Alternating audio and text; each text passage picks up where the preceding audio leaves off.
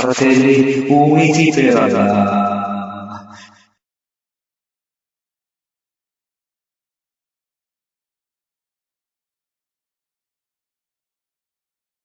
Now, how do we know that there's a God? And how do we know that there's a creator that whom should be worshipped? Well, let me give you a proverb. An Arab man came to the Prophet, sallallahu alaihi wasallam, peace and blessing be upon him, and asked him a similar question. An Arab, a Bedouin, because these were simple people, he came to the Prophet, sallallahu alaihi wasallam, with a question. How do we know that there's a God?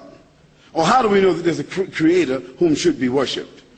Let me tell you what the prophet, that illiterate prophet, that unlettered prophet, that simple man, that messenger and prophet of God, let me tell you what he said. He said, the presence of dung is the evidence that a camel was here. The presence of dung is the evidence that a camel was here. The footprints in the sand is the evidence that a person was here. And the evidence of the earth and all the planets are proof that the same one or some great power has placed them where they are.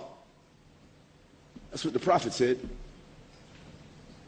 His proof was good enough for that Arab, and it's good enough for me. Why should we not consider the theories of natural selection or the Big Bang or the concept of perpetual evolution as plausible evidence for the existence of the world or creation or universe?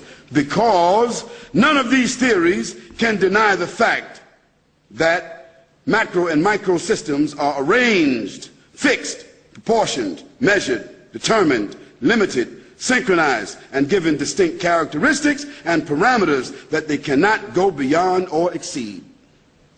Secondly, the fact that they have such predictable and recognizable characteristics allow for man to study, reflect, perform research that enables him, that is man, to reach scientific conclusions and apply certain technological instruments that provide benefit or substantiation to the evolution of his social environment. That's the facts. That's why that these concepts of evolution, natural selection, or predetermined evolution are not plausible.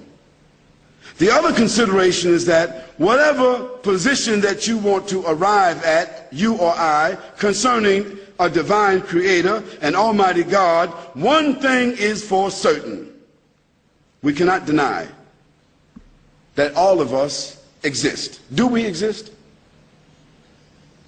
If you agree with me that we all exist, that we're all here, I mean, I think everybody believes that we're all here. We're all here.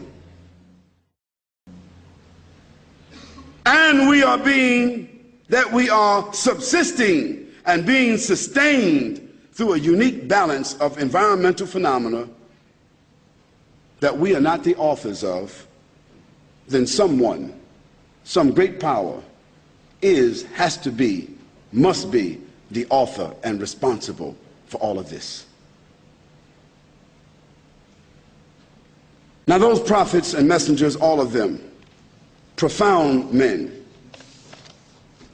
they all said to their people that there is no God except Almighty God. That means there's nothing to be worshipped, nothing to be obeyed, nothing to be adored, nothing to be bowed down to, nothing to subordinate to except the Almighty. That's what they said.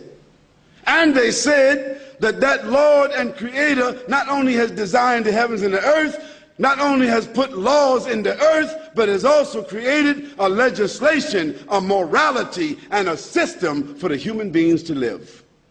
Because would you think that as a parent that you work as hard as you do, pursue your own education and your own career, and build a house or buy a house and have a family, and then you have children, and you don't create an environment, or you don't set down any ethics or any code of behavior for your children, don't you?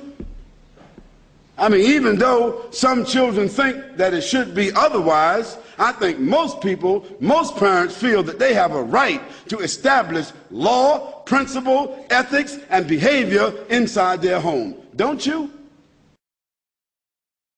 Uniti per amore di Allah.